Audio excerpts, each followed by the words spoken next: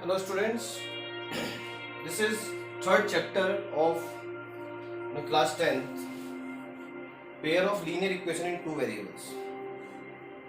So very interesting, and there are so many questions and various methods by which we will try to find the solutions of these equations. So first of all, we will try to understand the meaning of this term, this chapter. Chapter number 3. Pair means there are two. Linear means degree of variable should be 1. Equation means equal symbol should be there. 2 and variable means x, y, a, b means only two variables will be used to form an equation. Right. For example, if suppose I am taking 3x plus 4y is equal to 5. Right. So if you see or if you connect with this particular equation with this particular topic, pair means suppose I am having one more 10. So this is the first equation, this is second equation. So pair means two equations, there are two equations now. Linear means you can see the power of variable is 1 in each term, maximum power. And two variables we are using xy and xy. It means both equations should contain same type of variable. We cannot say like this. If you are having 3x plus 4y equal to 5 and other equation in the different variable form. So they are actually the linear equation in two variable, but it is not a pair of equation, right? So for pair of linear equation, we want both variables same in both equations, both type of variables, right? This is the first condition. Now, what is next? And what is our objective in this chapter? What we will do? So this is the first part. First of all, our objective. What is our objective? To find the value of variables. To find the common value, that is more better to write. To find the common value of variables which should satisfy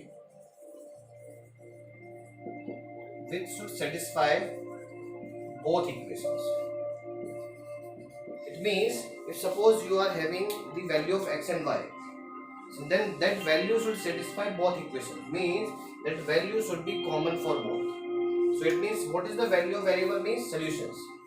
We call it solutions. Means solutions you have to find here. In whole chapter we will discuss about the only solutions. How can we find the solutions? So now, for finding the solutions,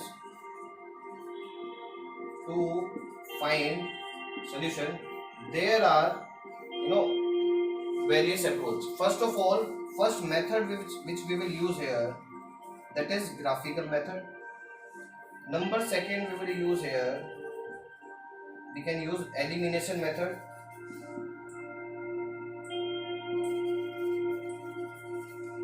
Next we can use here substitution method. We will discuss one by one. I am giving you overview. Now next is cross multiplication.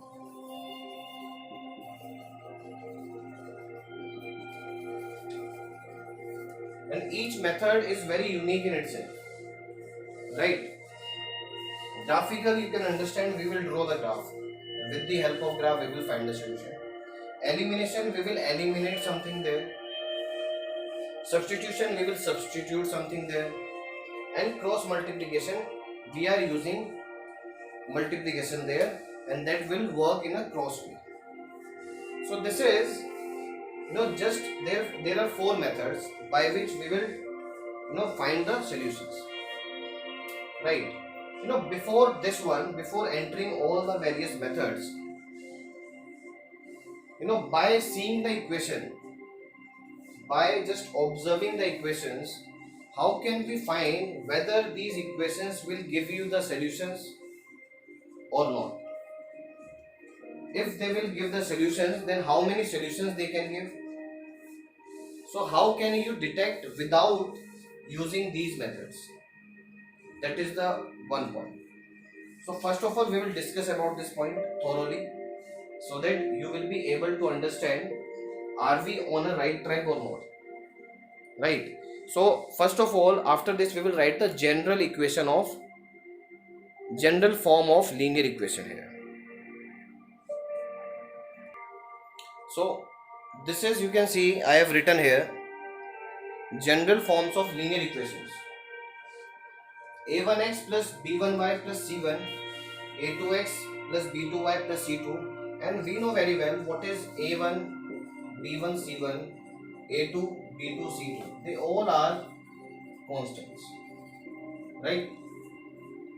And what is x and y? X and y are variables. So in place of a, b, c, we will put here constant. Okay, now this is the general form. Now how can we find which type of solutions these equations can give? In my mind, three things will come up. Either it will give the solution, right? Solutions, or not no solution. It can give a solution or no solution. There are two choices, right? And the second part, if no solution, then there is no chance. If there are solutions, then how many solutions? Then how many? One solution?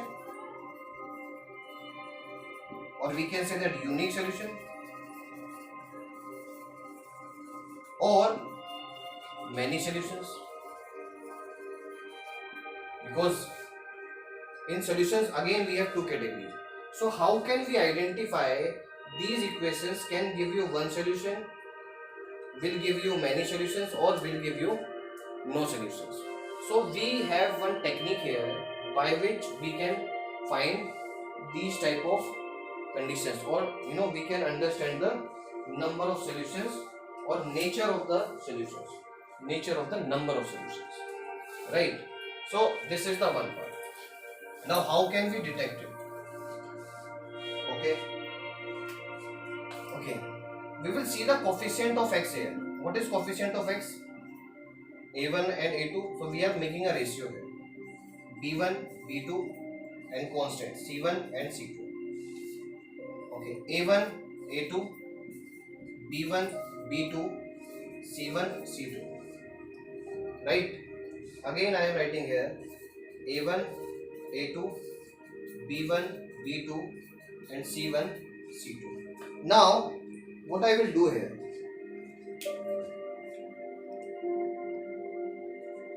suppose I am saying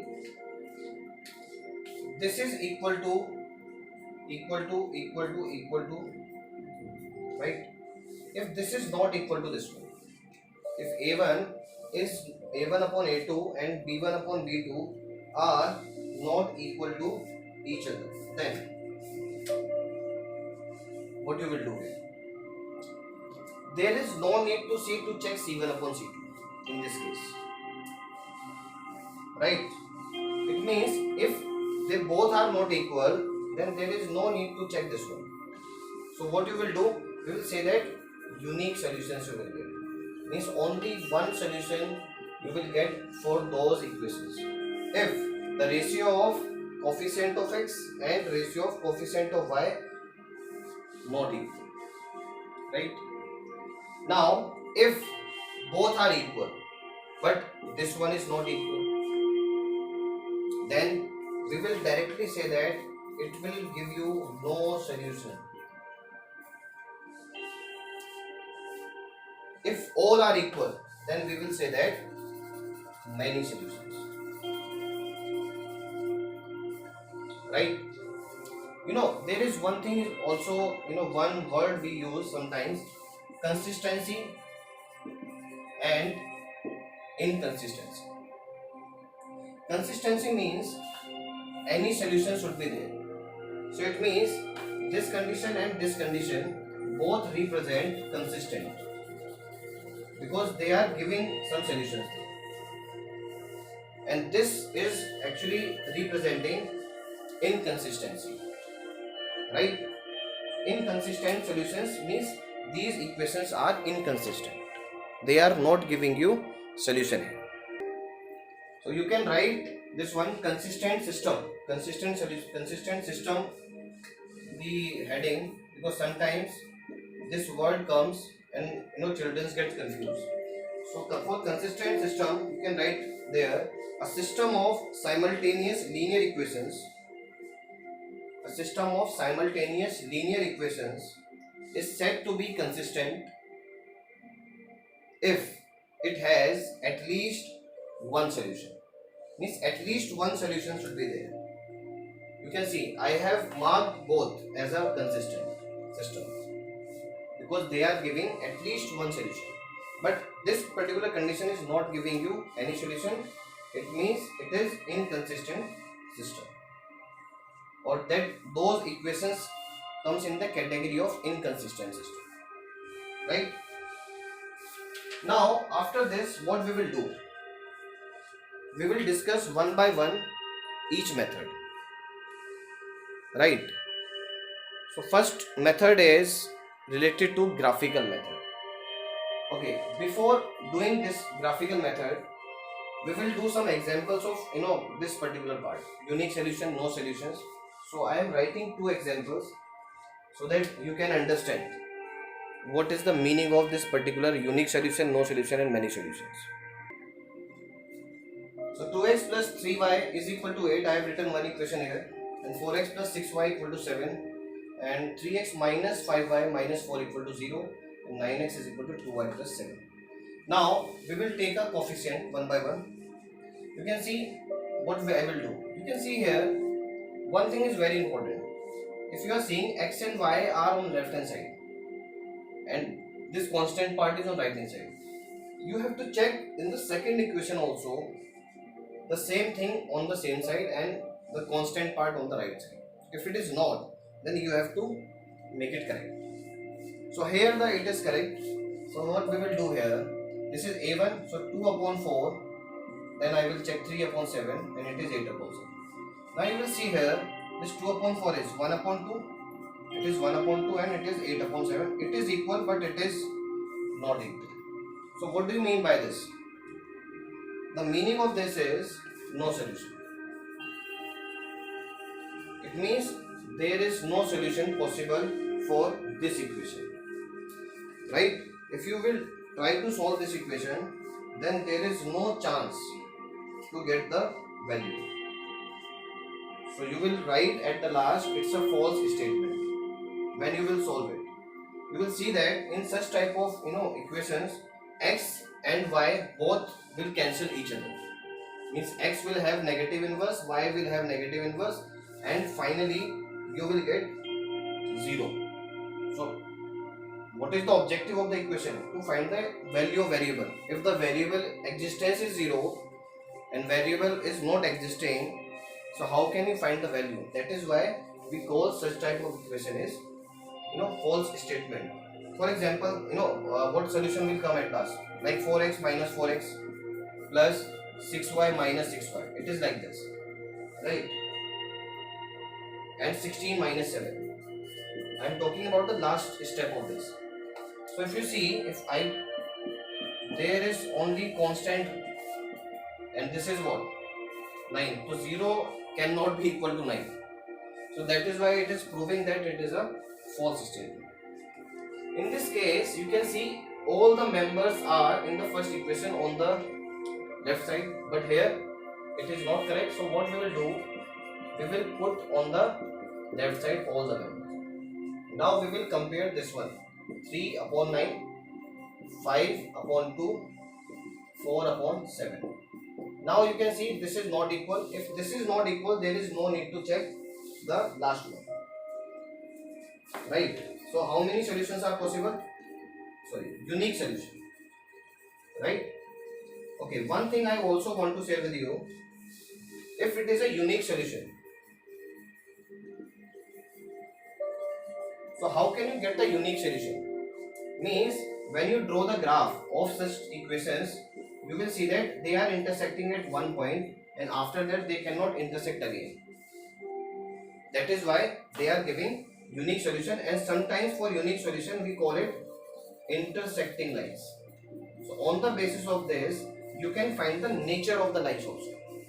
If unique solution, it means these are intersecting lines. For no solution, what is the condition when you will get no intersecting points? Because this intersecting point will give you the solution, right? Okay, suppose I am saying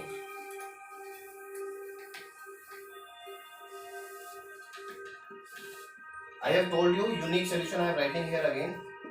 For unique solution, for no solution, and for many solution. Many solution means infinite solution.